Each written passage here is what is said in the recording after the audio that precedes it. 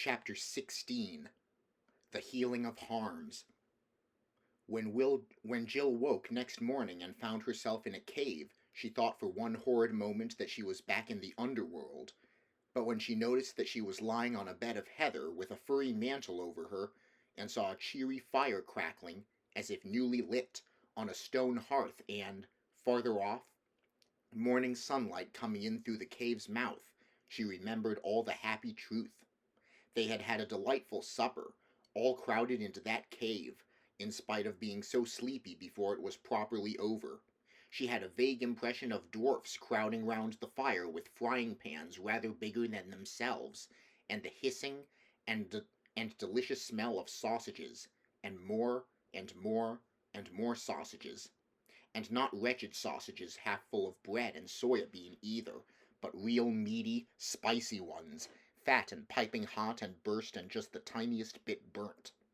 And great mugs of frothy chocolate, and roast potatoes and roast chestnuts, and baked apples with raisins stuck in where the cores had been, and then ices just to freshen you up after all the hot things.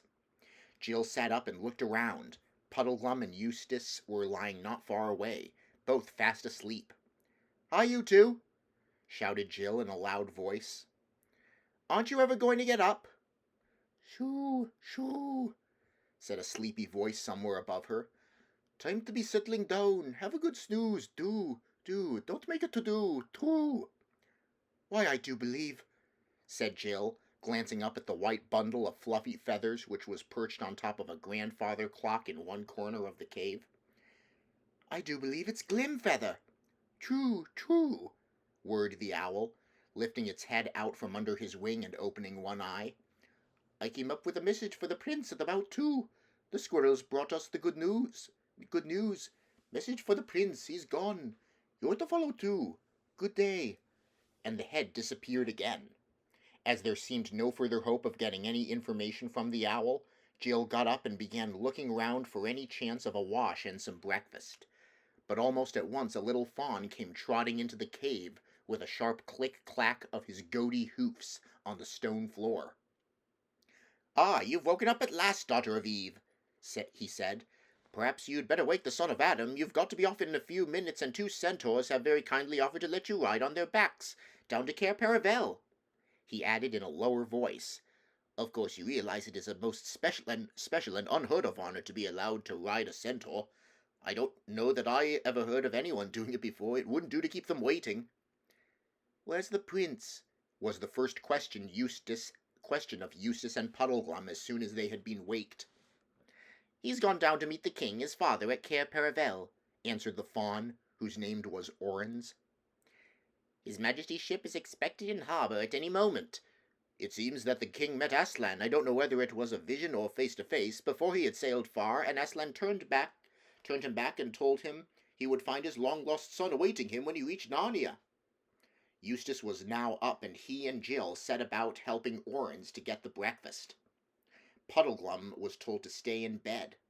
A centaur called Cloudbirth, a famous healer, or, as Orens called it, a leech, was coming to see to his burnt foot.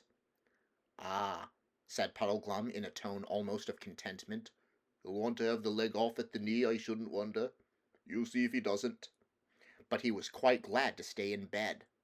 Breakfast was scrambled eggs and toast, and Eustace tackled it just as if he had not had a very large supper in the middle of the night. "I say, son of Adam," said the fawn, looking with a certain awe at Eustace's mouthfuls, "there is no need to hurry quite so dreadfully as that. I don't think the centaurs have quite finished their breakfasts yet." "Then they must have got up very late," said Eustace. "I bet it's after 10 o'clock." "Oh, no," said Orens. "They got up before it was light." Then they must have waited the dickens of a time before breakfast," said Eustace. "No, they didn't," said Orens. "They began eating the minute they awoke." "Collie," said Eustace. "Do they eat a very big breakfast?" "Why, son of Adam, don't you understand? A centaur has a man's stomach and a horse stomach, and of course both want breakfasts. So first of all he has porridge and pavenders and kidneys and bacon and omelette and cold ham and toast and marmalade and coffee and beer. After that he attends to the horse part of himself by grazing for an hour or so, and finishing up with a hot mash, some oats, and a bag of sugar. That's why it's such a serious thing to ask a centaur to stay for the weekend, a very serious thing indeed. And at that moment there was a sound of horse hoofs tapping on rock from the mouth of the cave, and the children looked up. The two centaurs, one with a black and one with a golden beard flowing over their magnificent bare chests, stood waiting for them, bending their heads a little so as to look into the cave.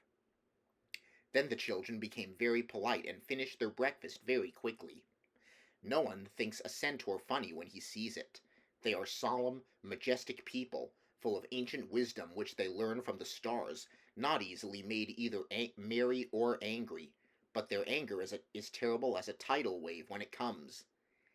"Goodbye, dear Puddleglum," said Jill, going over to the Marshwiggles' bed. "I'm sorry we called you a wet blanket." "So am I," said Eustace. "You've been the best friend in the world." "And I do hope we'll meet again," added Jill. "Not much chance of that, I should say," replied Puddleglum. "I don't reckon I'm very likely to see my old wigwam again either. And that prince, he's a nice chap, but do you think he's very strong? Constitution ruined with living underground, I shouldn't wonder. Looks the sort that might go off any day." "Puddleglum," said Jill, "you're a regular old humbug. You sound as doleful as a funeral, and I believe you're perfectly happy. And you talk as if you were afraid of everything, when you're really as brave as a lion." "No, speaking of funerals," began Puddleglum, but Jill, who heard the centaurs tapping with their hoofs behind her, surprised him very much by flinging her arms round his thin neck and kissing his muddy-looking face, while Eustace wrung his hand. Then they both rushed away to the centaurs, and the Marshwiggle, sinking back on his bed, remarked to himself, "Well, I wouldn't have dreamt of her doing that, even though I am a good-looking chap." To ride on a centaur is, no doubt, a great honor, and except Jill and Eustace, there is probably no one alive in the world who has had it, but it is very uncomfortable. For no one who valued his life would suggest putting a saddle on a centaur, and riding bareback is no fun, especially if, like Eustace, you have never learned to ride at all. The centaurs were very polite in a grave, gracious, grown-up kind of way, and as they cantered through the Narnian woods they spoke, without turning their heads, telling the children about the properties of herbs and roots, the influences of the planets, the 9 names of Aslan with their meanings, and things of that sort.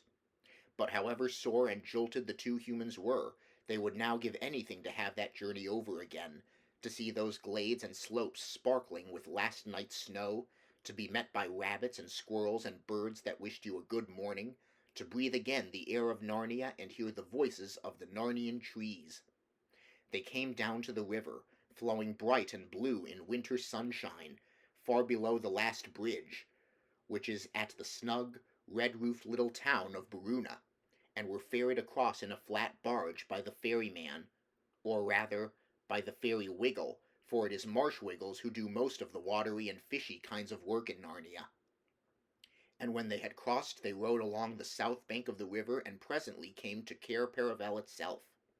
And at the very moment of their arrival they saw that same bright ship which they had seen when they first set foot in Narnia, gliding up the river like a huge bird. All the court were once more assembled on the green between the castle and the quay to welcome King Caspian home again. Lilian, who had changed his black clothes and was now dressed in a scarlet cloak over silver mail, stood close to the water's edge, bareheaded, to receive his father, and the dwarf Trumpkin sat beside him in his little donkey chair. The children saw there would be no chance of reaching the prince through all that crowd, and, anyway, they now felt rather shy. So they asked the centaurs if they might go on sitting on their backs a little longer, and thus see everything over the heads of the courtiers. And the centaur said they might. A flourish of silver trumpets came over the water from the ship's deck. The sailors threw a rope.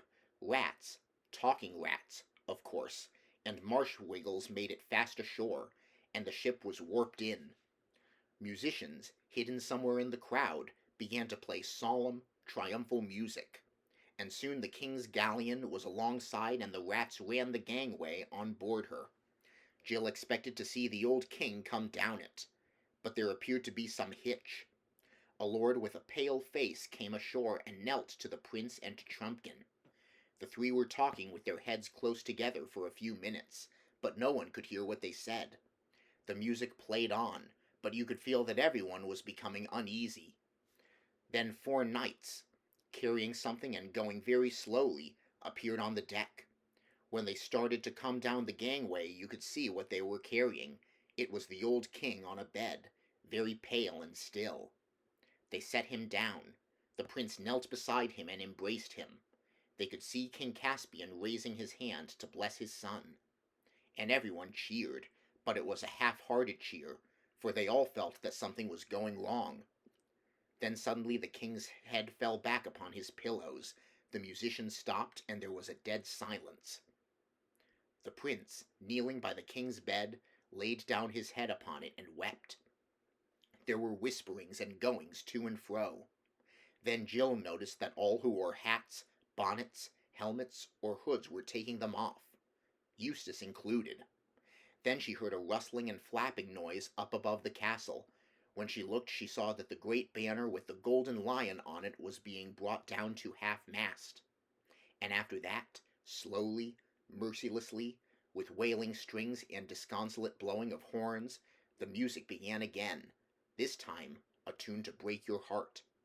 They both slipped off their centaurs, who took no notice of them. "I wish I was at home," said Jill.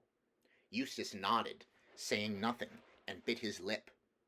"I have come," said a deep voice behind them.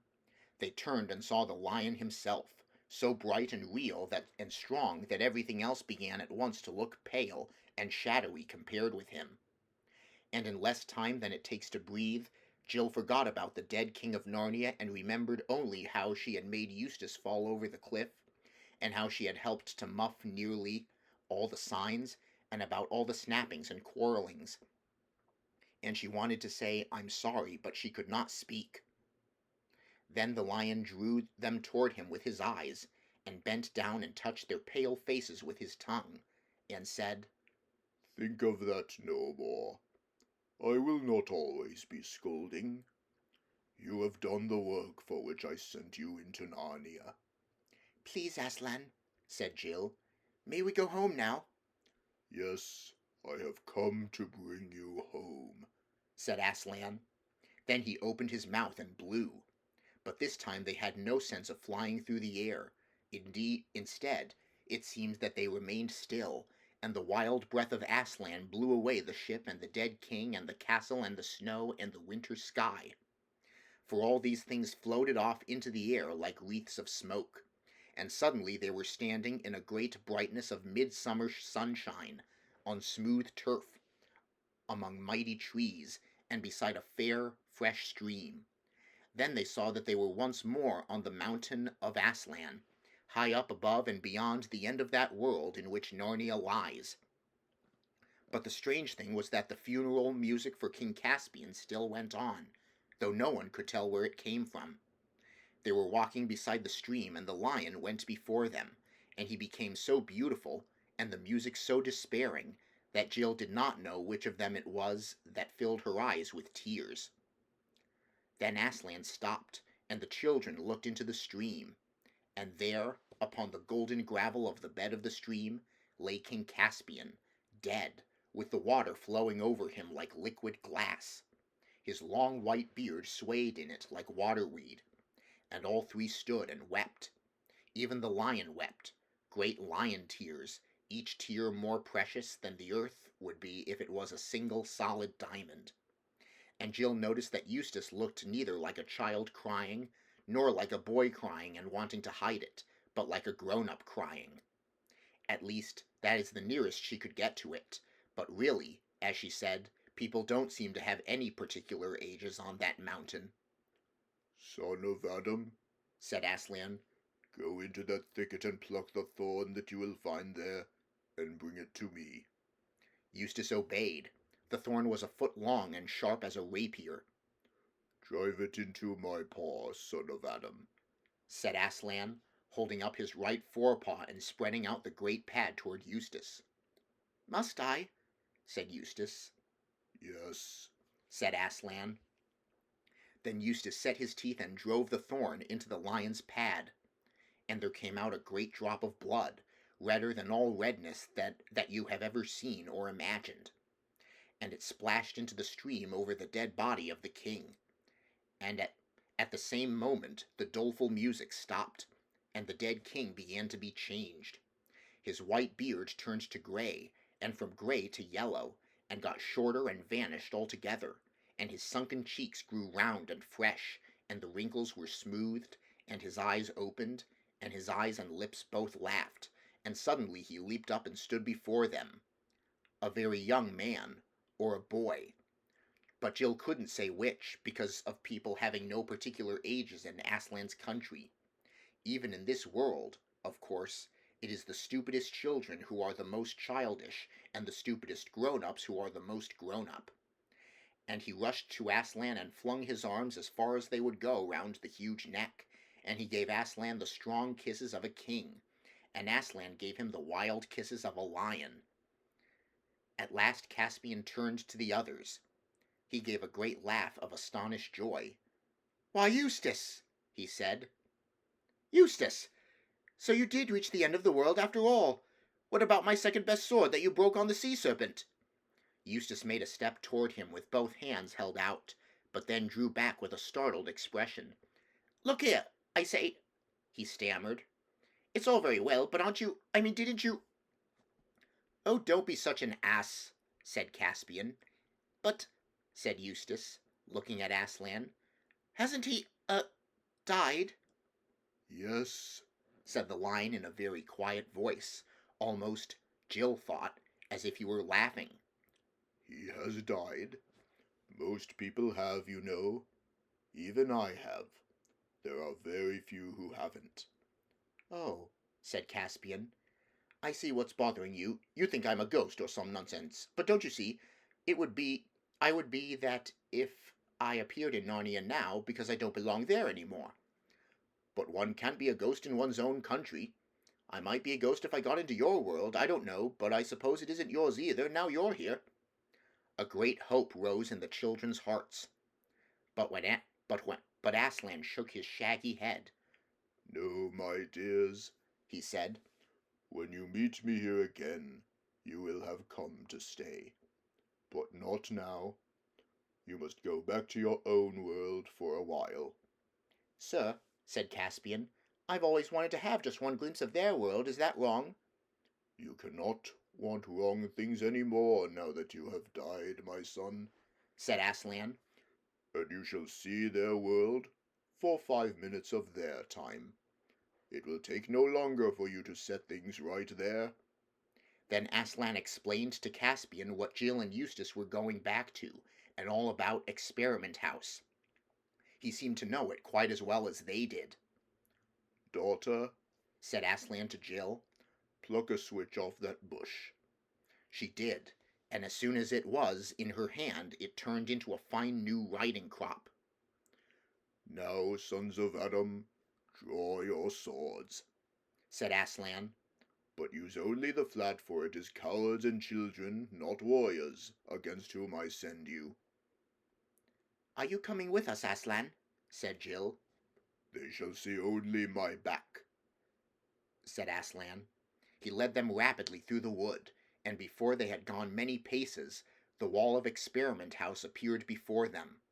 Then Aslan roared so that the sun shook in the sky, and 30 feet of wall fell down before them. They looked through the gap, down into the school shrubbery and onto the roof of the gym, all under the same dull autumn sky which they had seen before their adventures began. Aslan turned to Jill and Eustace and breathed upon them and touched their foreheads with his tongue.